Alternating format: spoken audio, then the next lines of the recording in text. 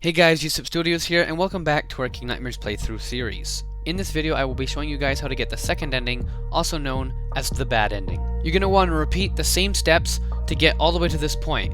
The key is not required. Go ahead and open the front door, simply run to the car on the driver's side, and hop in. Now that we are at our house, we can go ahead and go inside. Now that we've entered the house, simply go upstairs. Once we pass all the dialogue, we can go ahead and select on the Let Me Go, which will result in him killing us and getting us the bad ending.